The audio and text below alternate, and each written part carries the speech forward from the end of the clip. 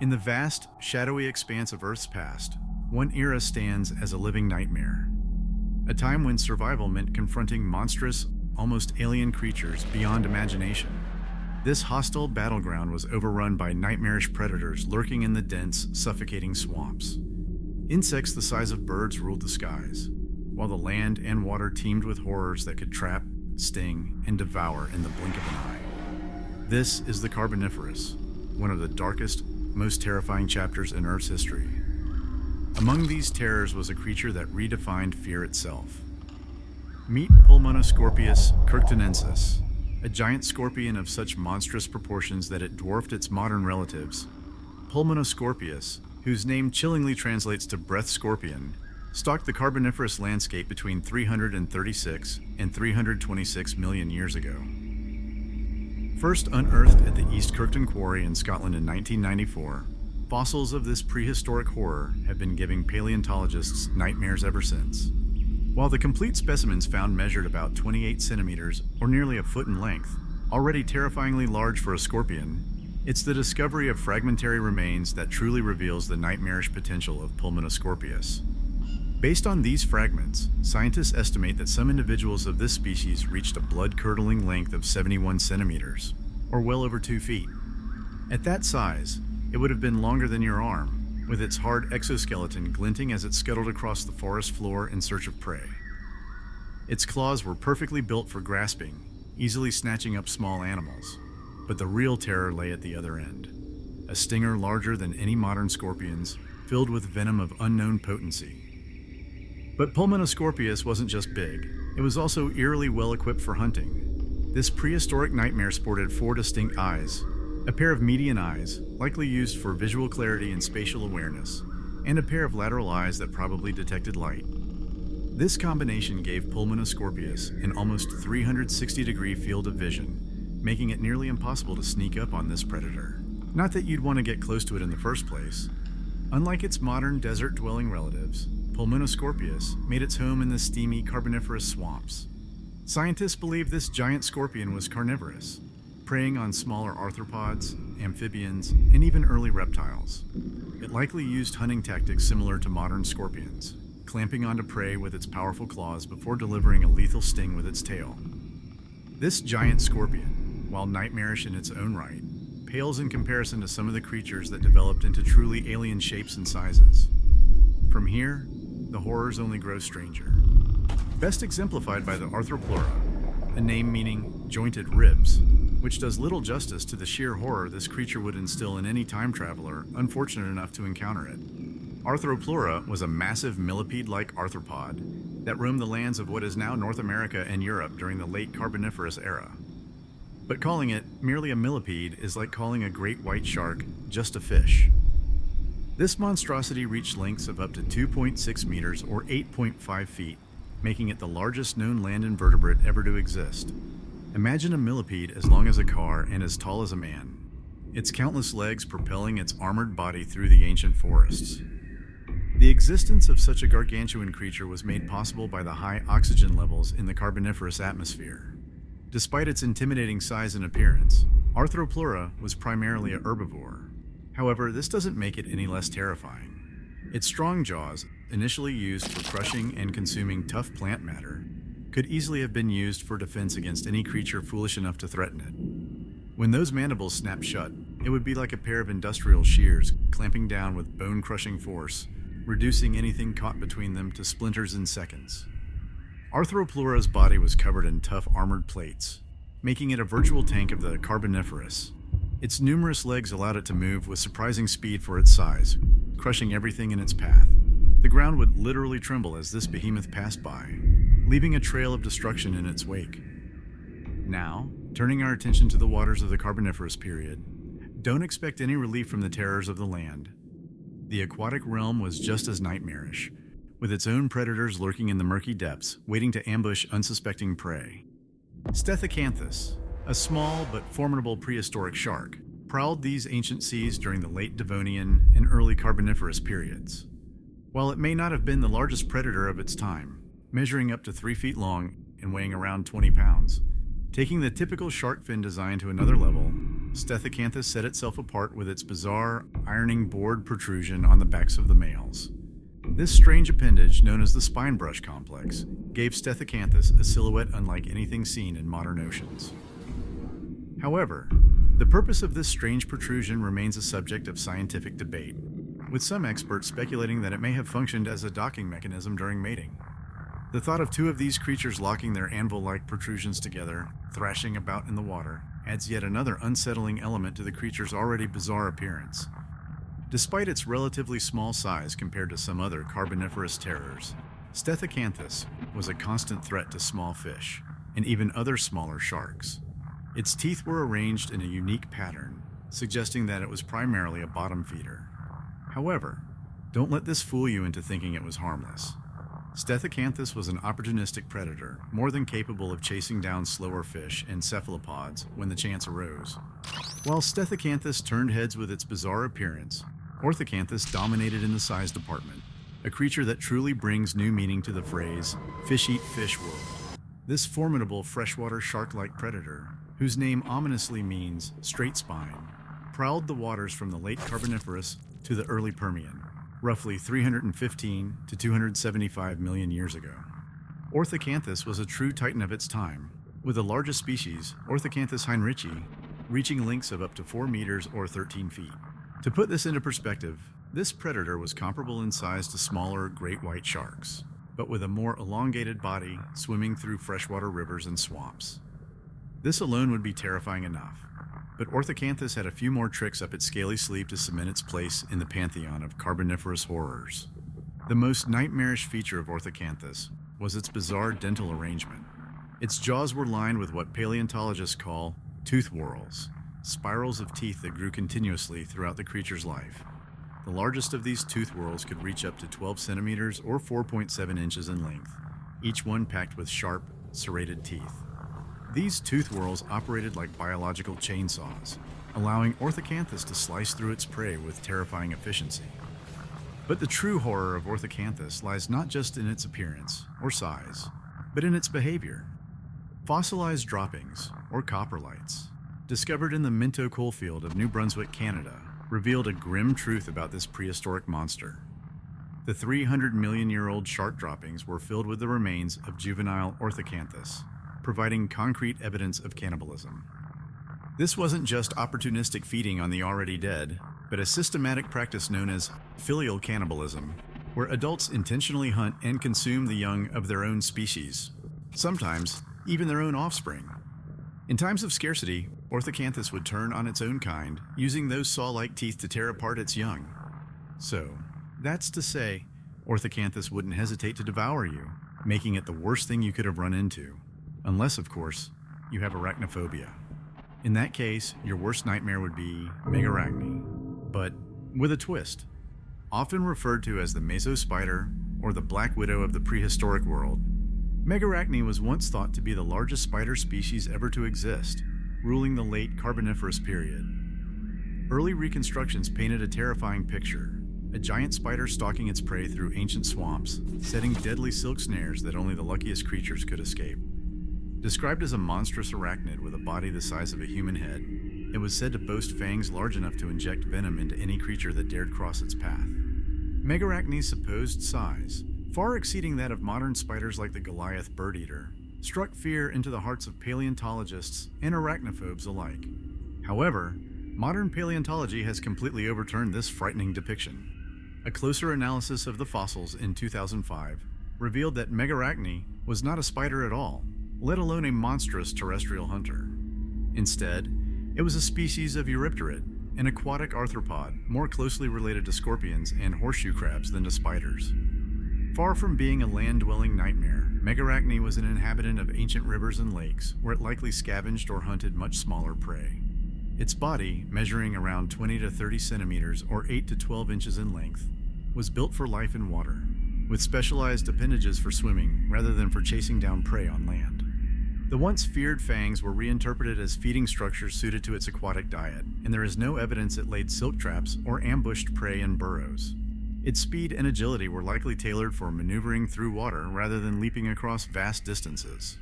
Though still impressive in its own right, Megarachne is now seen as a smaller, aquatic predator, quite different from the terrifying myths that once surrounded it. But while Megarachne turned out to be not as terrorizing, the Carboniferous was not short of terrifying sea scorpions. Hibbertopterus, a member of the Eurypterid group often referred to as sea scorpions, prowled the waters, though it was more closely related to modern arachnids than true scorpions.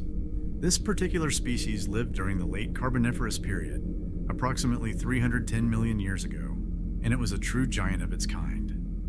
Growing up to 1.6 meters or 5.2 feet in length, Hibbertopterus was one of the largest eurypterids to ever exist. Comparable in size to a large crocodile, this massive arthropod would have been a dominant presence as it emerged from the Carboniferous swamps. This creature was so large that it's believed to have been primarily land-dwelling, only returning to the water occasionally. The body of Hibbertopterus was broad and flat, with a wide head shield that housed its eyes and sensory organs. Its legs were paddle-like, adapted for sweeping through sediment in search of prey. While it lacked the stereotypical stinger of modern scorpions, Hibbertopterus was no less fearsome. Its front appendages were armed with sharp spines, perfect for grasping and tearing apart its unfortunate victims. One of the most intriguing and terrifying aspects of Hibbertopterus was its feeding method. Scientists believe it was a sweep feeder, using its spiny front limbs to sift through mud and silt, capturing small animals and organic matter. It would then use its powerful mouthparts to crush and consume its prey. As if the Carboniferous wasn't strange enough, the next creature is so bizarre it seems ripped straight from a science fiction horror movie. Meet Monstrum, more commonly known as the Tully Monster, a soft-bodied aberration that haunted the shallow tropical waters near estuaries about 307 million years ago. Discovered in the Maison Creek fossil beds of Illinois, Monstrum has puzzled and horrified paleontologists since its first description. Growing to about 35 centimeters, or 1.1 feet in length, this creature's appearance defies easy categorization, combining features in a way that seems more alien than earthly. Its stalked eyes, much like those of a snail, protruded from its head, swiveling independently to scan its surroundings. The elongated body might remind you of a squid, but that's where the similarities end. At the rear, a pair of vertical fins propelled it through the water, a sight that could almost be comical, if it weren't so unsettling. Yet, its most prominent feature was also its most horrifying. A long, trunk-like proboscis extending from its head, ending in a claw-like appendage lined with around 16 small razor-sharp teeth. This nightmarish arm could reach out to snatch prey, the teeth latching onto its victims before pulling them toward the creature's mouth. The classification of Monstrum remains a hotly debated topic among scientists, adding to its mysterious and frightening allure. Some researchers argue that Monstrum might be a vertebrate, citing what appears to be a primitive backbone in some fossil specimens. They've also identified structures resembling gill sacs and teeth similar to those of modern lampreys. A study using non-destructive laser analysis even found that the fossilized tissues were composed of proteins rather than chitin, supporting the vertebrate hypothesis. However, other scientists contest this classification, pointing out the absence of key vertebrate features in the fossils. For instance, nootic capsules, basically the structures that help with balance, or lateral lines, which are the sensory systems aquatic creatures use to detect movement and pressure, have been found in Monstrum fossils. These features are pretty standard in all aquatic vertebrates, which makes its classification even more puzzling. And as if two sharks weren't enough on our list, along comes Aestus, the infamous scissor-toothed shark. This massive shark-like predator patrolled the seas between 313 and 307 million years ago, leaving behind a legacy of terror that still fascinates and haunts paleontologists today. Aestus, whose name ominously means to devour, was a monster of truly nightmarish proportions. The largest species, Aestus heinrichi, is believed to have reached lengths of over 6.7 meters or 22 feet, longer than a great white shark. But it wasn't just its size that made Aestus a true horror of the Carboniferous seas. It was its utterly alien and terrifying jaws. A creature with jaws unlike anything seen in nature before or since. Instead of rows of replaceable teeth like modern sharks, Aestus sported two curved tooth whorls, one on its upper jaw and one on its lower jaw. These whorls were essentially curved bones, each armed with up to 12 large, serrated teeth.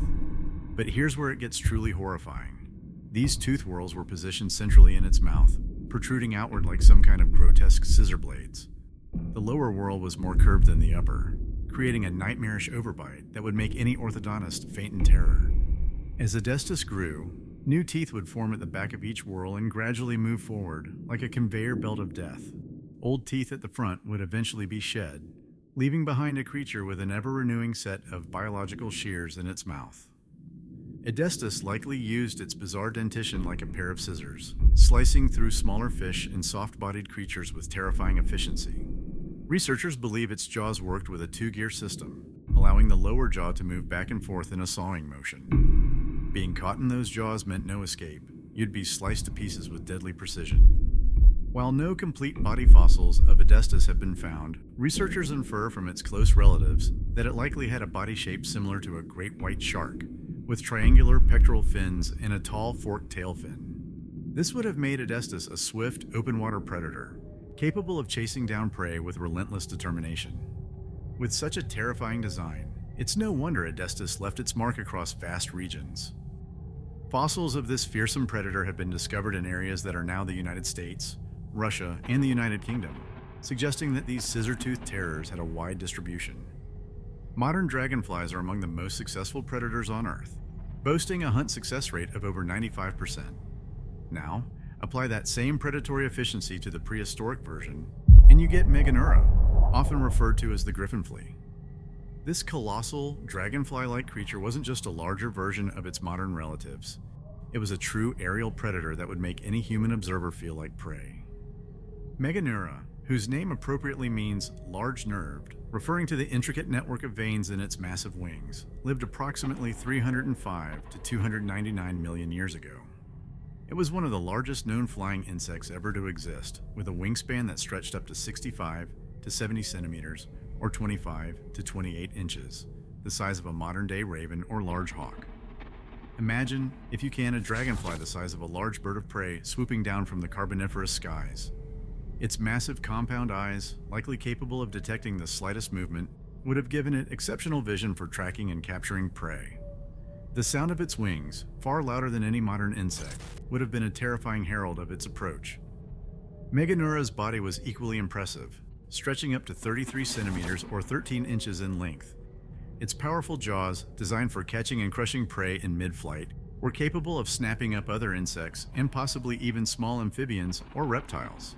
The thought of those jaws clamping down on their target is enough to make anyone glad these creatures are long extinct. The secret behind the nightmarish proportions of Megarachne lies in the unique conditions of the Carboniferous atmosphere. During this period, oxygen levels were much higher than they are today, reaching up to 35% compared to our current 21%. This oxygen-rich environment allowed insects, which breathe through a system of tubes in their bodies, to grow to sizes impossible in our modern world. With its large size, powerful flight capabilities, and keen vision, Megarachne was an apex predator in its ecosystem. Smaller insects would have been easy prey, plucked from the air with terrifying efficiency.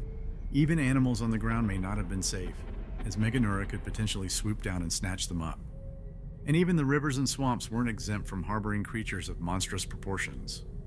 Rhizodus, a member of the rhizodont group, a now extinct family of lobe-finned fishes, dominated these waters with unmatched power. Like other lobe-finned fish, it had muscular fins that could have potentially allowed it to make short forays onto land to ambush prey, much like modern mudskippers. This ability would have made Rhizodus a true terror both in and out of the water. This was especially evident in its formidable jaws, lined with large, sharp teeth, including 2 pairs of fangs in its upper jaw that could grow up to 14 centimeters or 5.5 inches long. These dagger-like teeth were perfect for impaling and holding onto struggling prey. Rhizodus, whose name means root tooth, was one of the largest freshwater fish ever to exist. This prehistoric horror could grow up to 7 meters or 23 feet in length, making it larger than a great white shark. Its massive size allowed it to prey on virtually anything in its aquatic habitat, including other large fish and even early tetrapods venturing too close to the water's edge. Fossils of Rhizodus have been found in what is now Scotland and Nova Scotia, indicating that these aquatic monsters had a wide distribution across the Carboniferous world. The discovery of juvenile Rhizodus fossils suggests that these creatures underwent significant growth throughout their lives, potentially becoming more terrifying with each passing year. While the Carboniferous period was a time of unimaginable horrors both on land and in water, Some might argue it pales in comparison to the challenges posed by the Jurassic or Permian periods. Which was truly the most nightmarish? Find out by clicking onto our next video here. Thank you for watching.